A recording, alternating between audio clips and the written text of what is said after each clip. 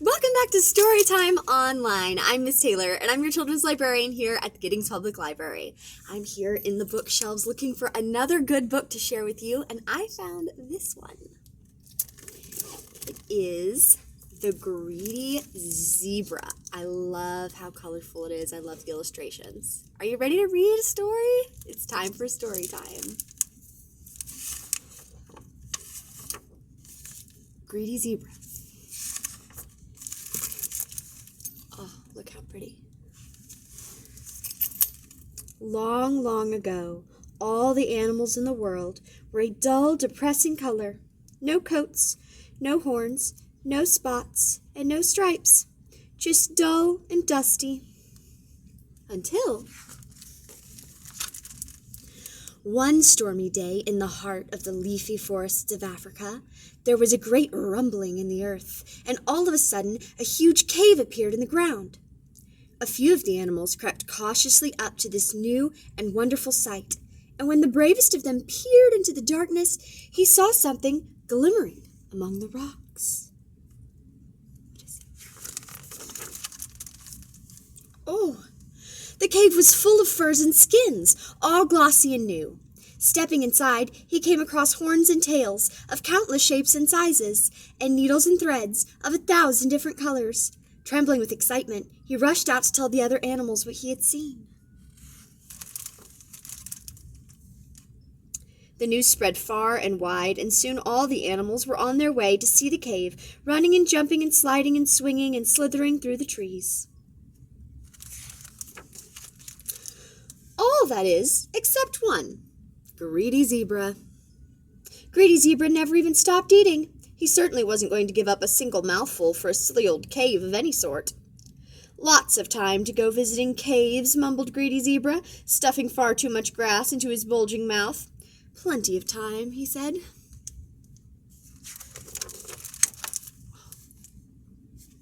Soon all the animals in the jungle were gathered at the mouth of the cave, waiting for Elephant to speak.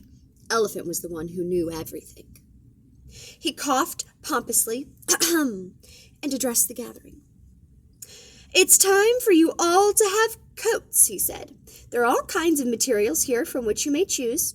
You will be issued needles by Rabbit, but there is only one needle each, so take good care of it. Now you may go in, but no shoving and pushing, and keep in an orderly line." Meanwhile, Greedy Zebra was still eating. Munch, munch, munch, he went. "This particular grass is so delicious." And then he stopped to gape at the beautiful thing in front of him. It couldn't be, but it was. Sable the antelope, and she was wearing the most glorious new coat. And horns! She was wearing horns! Then Greedy Zebra heard that the coat and horns came from the cave. He trotted off as fast as his fat little legs could carry him, but he couldn't resist a leaf here or a succulent blade of grass there. Oh, and that patch was too good to pass up without one little bite. Oh, wow. Look at the beautiful animals.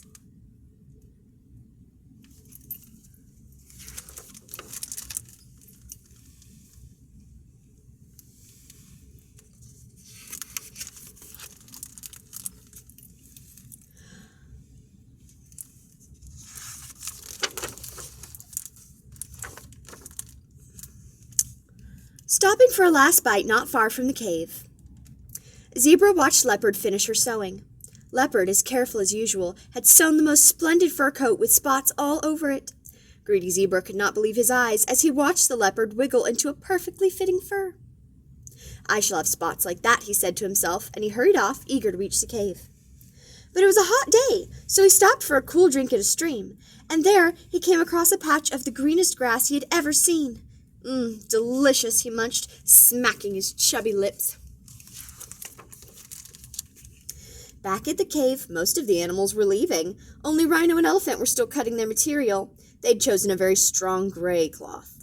Poor old Rhino, who was very short-sighted, had stuck his horns on any old way, was having a terrible time. He was too nervous to ask Elephant for help, because he knew that the pompous animal would only make fun of him. Rhino had dropped his needle, and the more frantically he searched, the further into the bushes he kicked it. Finally, he put on the baggy coat and shuffled off, in a very bad mood. Just then, Greedy Zebra trotted by, with blades of grass bulging from his mouth. I shall have spots like leopard, he was saying, and horns like kudu, and a mane like lion, and a tail like cheetah, and I shall be the finest animal in the forest. And at the risk of indigestion, he gave a short gallop into the cave, and then he stopped, aghast. There was nothing left. No horns, no fine cloth, nothing. Frantically he searched through the cave, but all he could find were a few strips of black material. Forlornly he cut them all of the same size and stitched them together.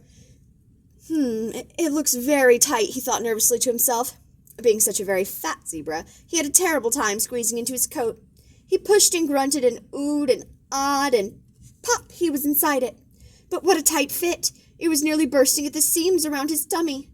He trotted down to the stream to take a quick bite of a leafy bush, and pop! His coat burst open. Pop, pop, pop! His tubby tummy squeezed through the seams. How the monkeys roared with laughter. To this day, his chubby stomach shines through his coat because he is so greedy. Isn't that a fun story?